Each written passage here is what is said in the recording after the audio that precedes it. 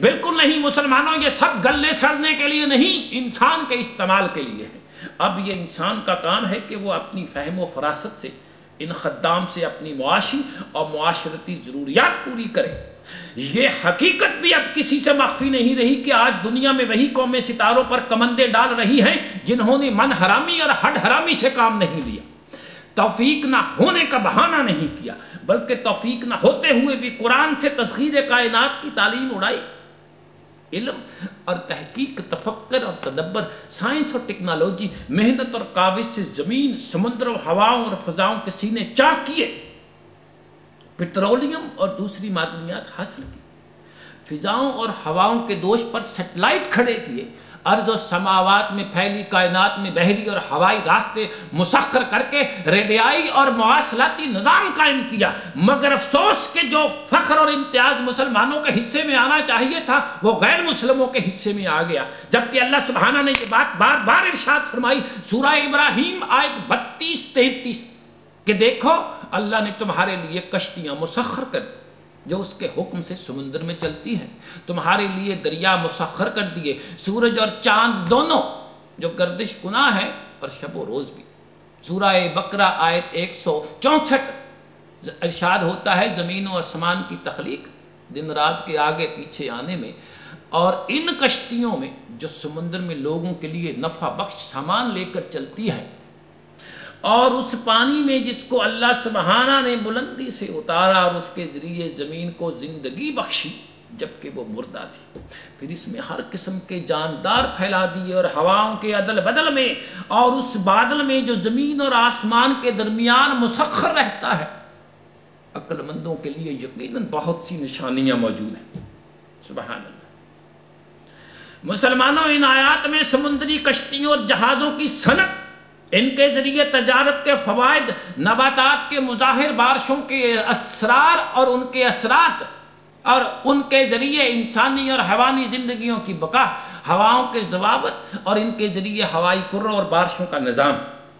آپ ذرا غور تو فرمائیں تو پتہ چلے گا کہ جب کشتیوں کا ذکر ہوتا ہے تو وہ بنی بنائی آسمان سے نہیں گرتی، بنانی پڑتی ہیں، کشتیاں بنانی پڑتی ہیں جن کے لیے لوہا، لکڑی، کوئلہ اور حرارت ضروری ہے۔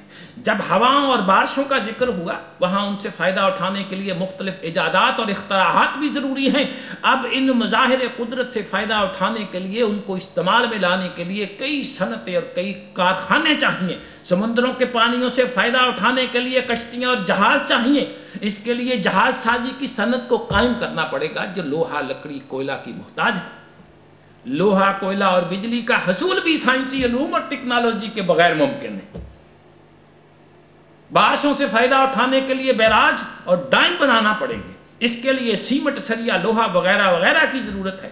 ان ضروریات کو پورا کرنے کے لیے پھر صنعتوں اور کارخانے چاہیے۔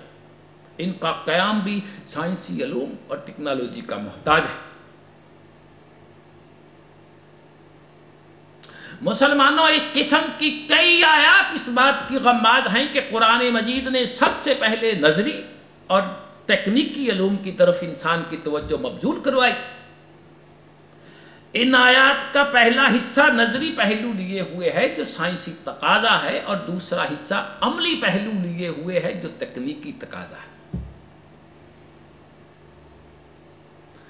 اگر حقیقت کی نظروں سے دیکھا جائے تو نظر آئے گا کہ تمام ادیان عالم میں دین اسلام ہی واحد دین ہے جس نے نہ صرف تہذیب و تمدن کا صحیح راستہ واضح کیا بلکہ اس کائنات میں سب سے پہلے نظریاتی اور عملی، تھیوریٹیکل اور پریکٹیکل دونوں علوم کی طرف انسان کی، بنی نوع انسان کی توجہ مبذول کروائی، اور بالخصوص اہل اسلام کو تذکیر کائنات کا درس دیا۔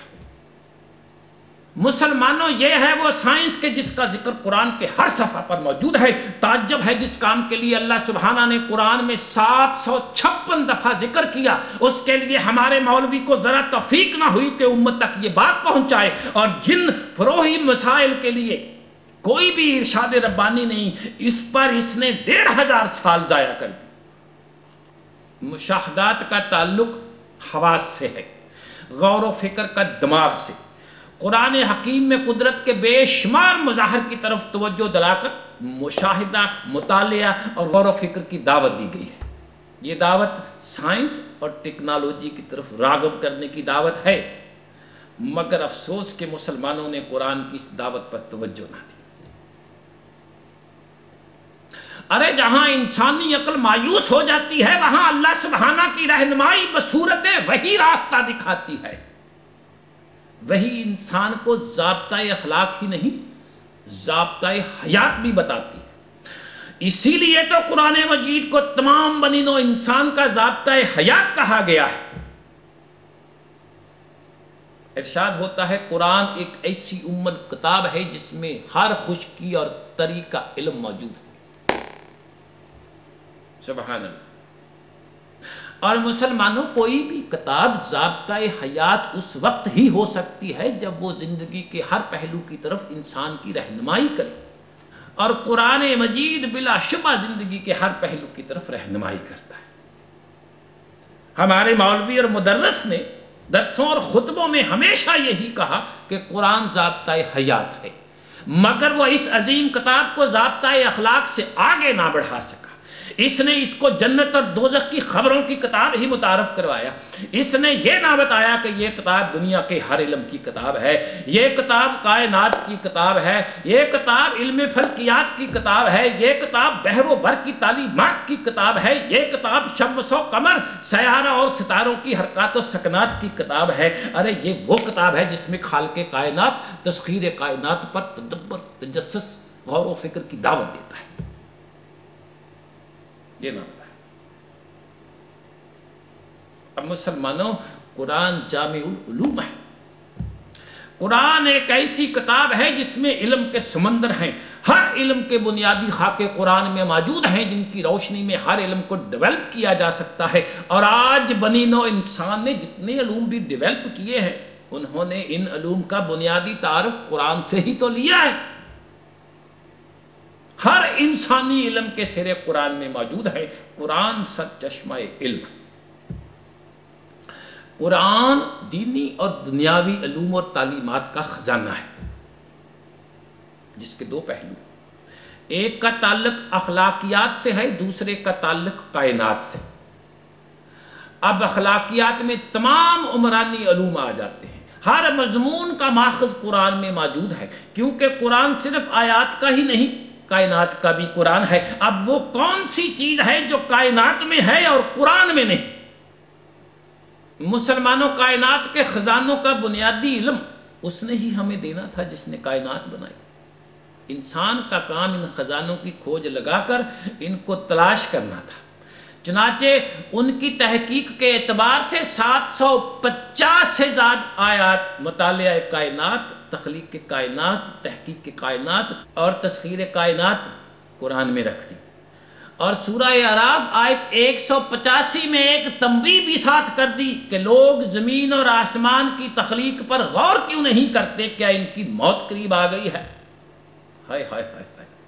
جس خدشہ کا اظہار قرآن مجید نے آج سے 1400 سال پہلے کیا، وہ بات آج ٹھوس حقیقت کی شکل میں دنیا کے سامنے ہے کہ جس قوم نے بھی زمین و آسمان کی ظاہری اور باطنی تخلیقات کا مطالعہ نہیں کیا، ان کو حاصل کرنے کے لیے تعلیم کائنات اور جدید ٹیکنالوجی کا ساتھ نہیں لیا، علم حاصل کرنے کی کوشش نہیں کی، ان کو ان کی اس جہالت اور کمزوری کی وجہ سے موت نے آن پکڑا ہے۔ اور عالم اسلام کو بھی یہ دن دیکھنا پڑ رہے ہیں۔ یہ سب اس قوت سے محرومی ہے جسے علم اور ٹیکنالوجی کہتے ہیں۔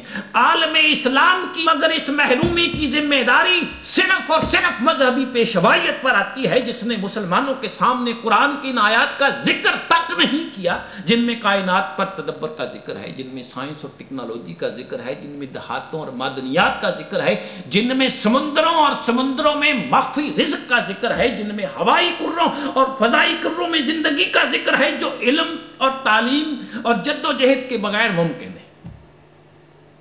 اس مذہبی پیشوائیت نے ذکر کیا ان آیات کا جن میں معجزات کا اور کرامات کا ذکر ہے، جن میں تقدیر اور توکل کا ذکر ہے، جن میں صبر اور شکر کا ذکر ہے، جن میں دوزخ اور جنت کا ذکر ہے، جس میں ملائکہ اور حاضر اور غائب کا ذکر ہے، جس کے لیے کسی علم اور کسی قسم کی کاوش کی ضرورت نہیں۔ اور اس کا اثر یہ ہوا کہ ہم ہر کام کی تکمیل معجزاتی، کرامتی اور غیبی طاقتوں کے ذریعے سے کرنے لگے۔ پھر اس غیب نے ہمیں ایسا نشہ دیا کہ ہم تلاش و تحقیق، تجربہ و مشاہدہ، اجتہاد کی فکر، نامعلوم کو معلوم کرنے کی جستجو بیکار سمجھنے لگے۔ اور اگر ہمیں کوئی جگانے کی کوشش کرتا ہے تو یہ مذہبی پرچار، ذہنی پستگی اور جہالت کی وجہ سے وہ ہمارے عتاب کا نشانہ بن جاتا ہے۔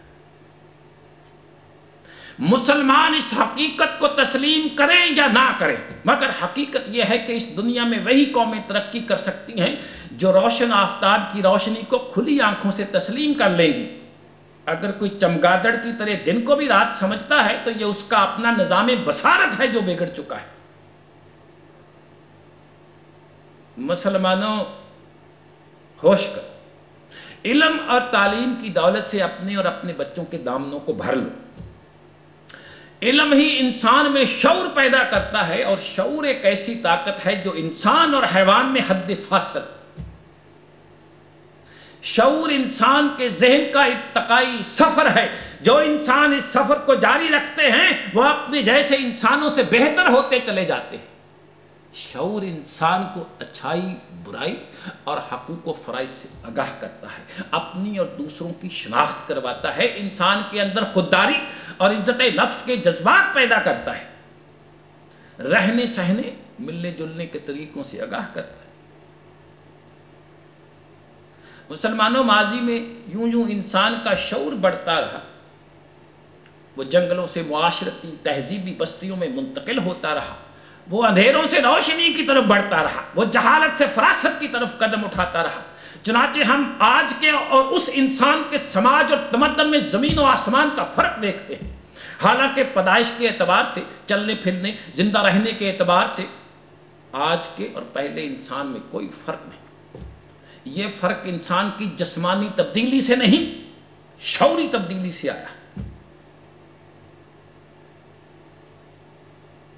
مسلمانوں، علم کا انسانی ذہن سے بہت گہرا تعلق ہے۔ علم انسان کے ذہن کی صحیح خطوط پہ نشو و نما کرتا ہے۔ علم ایک روشن چراغ ہے جس سے انسان کے اندر کی اپنی کائنات منور اور انسان کا ذہن سنورتا ہے، اور جب ذہن سنورتا ہے تو عمل بھی سنور جاتا ہے۔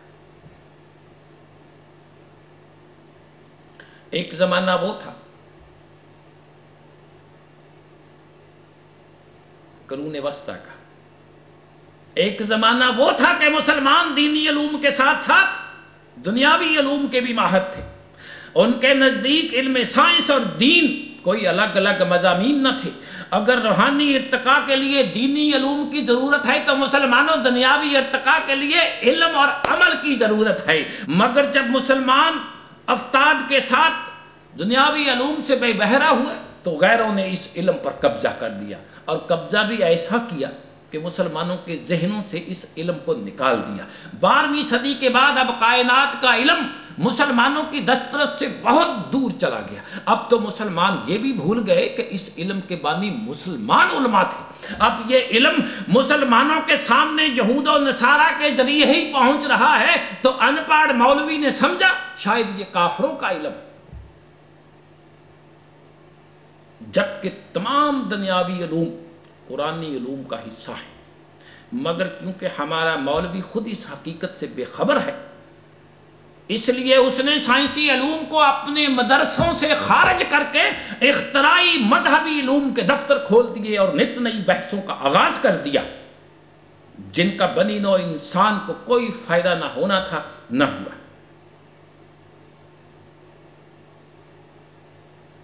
سورہ الانبیاء آیت 33، تم دیکھتے ہو کہ اللہ بادلوں سے میਂہ برساتا ہے اور اس سے زمین میں ندی، نالے، دریا اور چشمے بہتے ہیں، پھر اس پانی سے رنگا رنگ کی کھیتیاں پیدا ہوتی ہیں، پھر تم دیکھتے ہو کہ خشک ہو کر زرد ہو جاتی ہیں، پھر چوڑا چوڑا ہو جاتی ہیں۔ اس میں صاحبان علم اور عقل و بصیرت کے لیے بڑی نشانیاں ہیں۔